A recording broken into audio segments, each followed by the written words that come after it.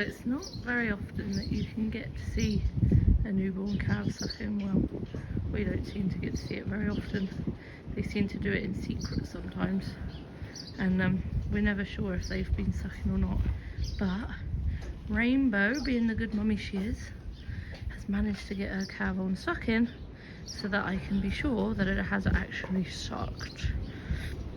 So this morning, whilst on a farm tour, someone asked me, you know, why are they looking like a bit pooey around the belly and on the legs? And that's because even though we bed them up every day, cows obviously poo where they eat and sleep. They're not as clever as to know that they should have a certain toilet area and they should lie in a certain area and eat in a certain area. So therefore they will literally lie wherever they land. So the bits that you see on Rainbow here now are actually just attached to her coat. And in the springtime, when they go outside, which isn't very far away, their coat will grow and all of that will fall off. So she'll be lovely and shiny again. So our cattle are bedded up every day or every other day. Every day at the moment now we're calving to make sure that there's you know, sufficient straw for them to be calving down on.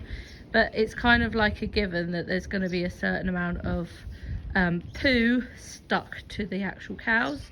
So straw this year is really, really expensive, and the chances are it's going to be even more expensive next year. So it's just one of those really expensive things that we don't grow, so we have to buy in, and therefore it's just another cost that goes onto our onto our costs.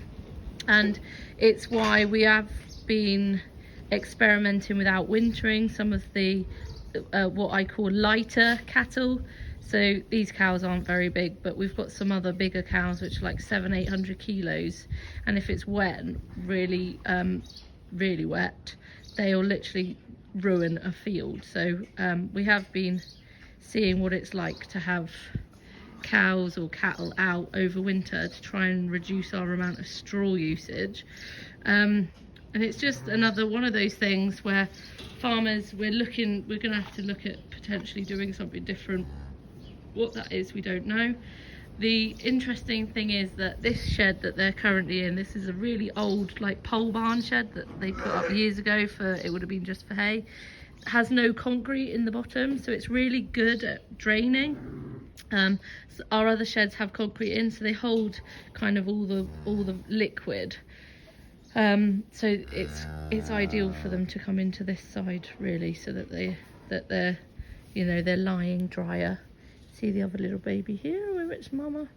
That one's already been sucking. So yeah, so that is good to see that little calf suck. And that's just a little bit of information about why cattle can sometimes look a bit dirty at this time of year. It's kind of, even if she was outside, she'd still have a certain amount of mud on her, and it would take, you know, the weather to dry up and everything for that to change. But it doesn't really affect them at all. They just kind of lose it and all done. You can see she's cleaning her baby's bum. It's the equivalent to a nappy in the cow world. Her tongue.